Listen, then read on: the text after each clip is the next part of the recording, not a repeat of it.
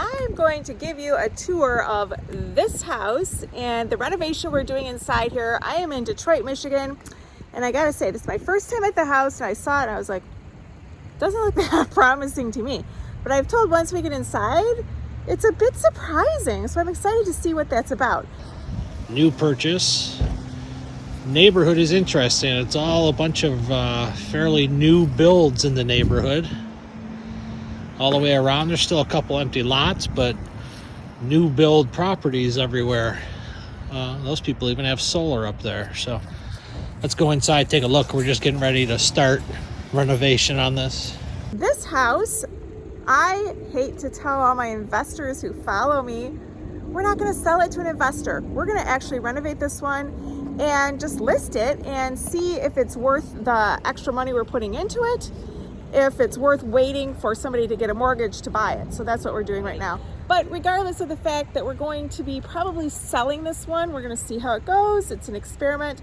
I want to give you a tour. Jeff, our guy that does our renovations, is in there. So he can walk you through and tell you what's going on. I'm Monique Burns. I am in Detroit, Michigan. My husband and I, we buy houses ourselves. We renovate them and we sell them to investors all over the country and all over the world. If you are interested in that, there is a pretty big demand, especially now that the numbers are changing, like I said, and it seems like it's a good idea to just sell to homeowners. So if you still want to invest, the margins are getting slimmer, so us doing this is getting fewer. If you want to be on my list to buy one of our houses, be sure that you email me. That's the best way to get a hold of me. And check the info section below. All kinds of information too about what we do. Let's get inside. This is an interesting one. You come in the front door and you're in the what used to be the original living room. And we go down the hallway. Hall closet. And then this is one big bedroom right now. When we first got this house, it was a 2-bedroom. The original owner of the house knocked down the walls in between these 2 bedrooms just to make one large bedroom up front here. But because we're going to sell the house, it makes more sense to have a 3-bedroom house. So I put the wall and the closets back up to make 3 bedrooms. Bedroom. You come out of here, here's the bathroom. The tile work isn't too bad in this bathroom. It's in pretty good shape and it's fairly new. So we're gonna replace the toilet, put in a new vanity and countertop, new light. Then you come into this addition part of the house, which is different for Detroit, but we're going to turn this into the 3rd bedroom here. And it has a closet there for it. This is bedroom number 3. We ripped the ceiling down. I had to do I rewired the whole back half of this house. It was wired, but the guy that did it just didn't make sense. So I ripped every bit out, redid it all. I had to run plumbing, which actually goes in between this wall. This is a double wall. There's a wall here and there's another wall on the back side of this, which gave me an 8-inch internal so I could run plumbing and stuff in between these walls. And then you come out here into this great room. And it's an addition on the back. And it has a fireplace now, but I think we're gonna remove that and just put in a mantle or a hearth or something there. It doesn't look like it was done too correctly, so we're just going to eliminate that. But a nice big huge room. So what we're going to do here is that's going to be a utility storage room, and then over here we're going to put in a half bath with a toilet, vanity, light, mirror. And you come through here. This is going to be the new kitchen. Where they had a little shelf to see through into. This was the original dining room, right? And then the kitchen was over here, and probably a kitchen laundry room. So the whole back of the house was knocked off and they added 18 feet onto it. And it was just 18 by 32 or 33, I think it was, open room, which is a nice open room, but when you don't have a basement, you don't have a garage, you don't have an upstairs, you don't have any storage. So what we did is we added on this end over here, well, I'll get to that in a minute. Let's talk about the room we're in. This is now going to be the kitchen.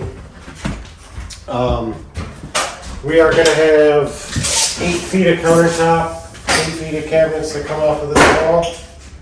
So right here, we're going to have 15-inch cabinets that hang off the soffit here out to 8 feet.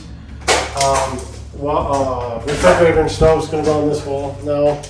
I'll have some kind of cabinetry, and also we decided because there's going to be limited counter space, we're going to put up a vent fan, hanging microwave and everything above where the stove goes.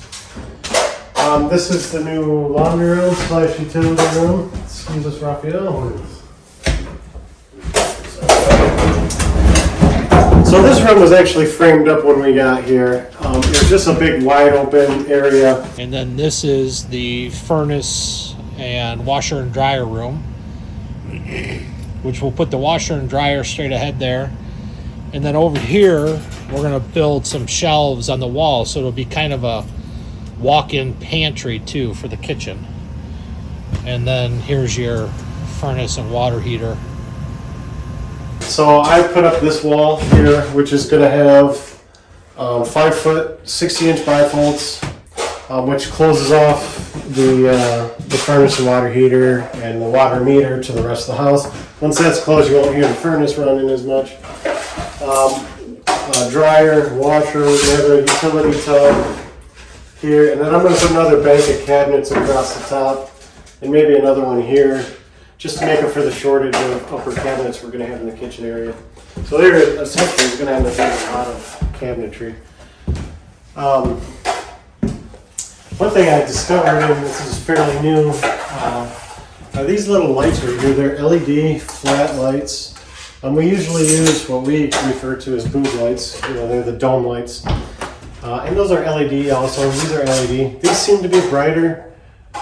These are 6 for $50, where the other ones were $28 for 2. So we're actually saving quite a bit of money, and it's going to look a lot nicer. Nice flat to the ceiling. So all the stud work that I've done in here, I put in 175 2x4s, and we put in 101 sheets of drywall. This room, the only reason we use the can lights, we don't usually use them, but we use them because they were already here. We had to buy one to lay it out the way I wanted to lay it out. They were up here and they were crooked, so we took them all down. We laid them out straight. And I mean, there's a lot of light out here. One switch controls that row, one switch controls that row, another switch controls this row.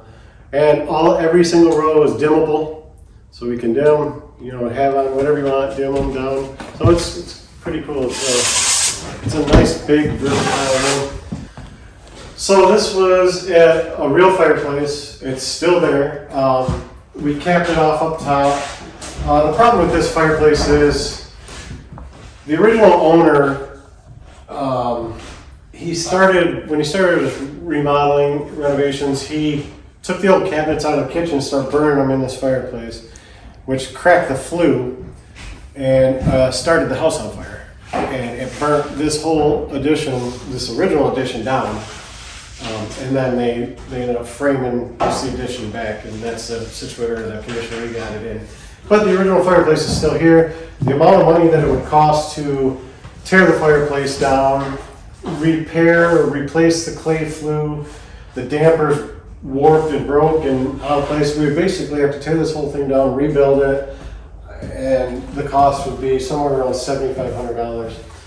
So I boxed out the wall with studs, brought us past the fireplace.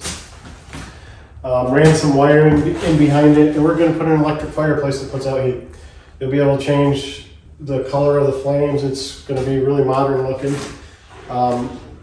We're going to have tile floor to ceiling on it and a nice looking mantle. power up top for a TV. It's going to be pretty cool. It's Show us good. the tile. This is going to be from below the mantle to the floor. It's a nice white marble look with gray veins. And then from the mantle to the ceiling is going to be this type of ledger stone. There's a good piece. It's got grays and whites in it. It's going to be really neat, really nice looking. So, it's a good focal point in the room. So as I said earlier, this room was wide open, and with there being no storage, I put up a wall here at about 7 feet off of the back wall. This has got the electrical panel, and this is going to be a small storage, or maybe a room for a second freezer or refrigerator. Small storage, it helps. And then we've got a half bath here also. So it's going to be a half bath. None of the plumbing was here. We tore up the floor, tied into plumbing, and ran it all out this way underneath the house, just so we can. It worked out good. The main line runs out to the alley this way, so I was able to tie into that for where the toilet's going to go. The funny thing about this half bathroom is it's larger than the full bathroom in the house. So I mean, after the house is sold, if somebody eventually decides to put in a little corner or shower or something like that, they can do that in here. So. We've got the slanted ceiling on this backside. It's 12-foot ceilings. We've had a blast putting up the drywall on that. Like I was saying, in the bedroom, all the plumbing I ran in between the two walls. This is the other side of the wall. All the plumbing we needed for the kitchen, the laundry, all runs through this wall and out into the bathroom, and then ties into the main and runs out. That's pretty much it. I wish. This is all closed up now, but the original roof of the house ends about right here, and it's still there. I've got plumbing running up through here. I've got ductwork that I added running up through there. I was up here crawling around on that roof, actually. I had a spot about this big on my belly to run all the electrical and plumbing, and so I'm glad that's done and over with. This is a different type of project for us, but it's going to be really nice when we're done. So there it is, and then back here open to this, I guess what'll be a formal living room now. So yeah, pretty excited about doing this one.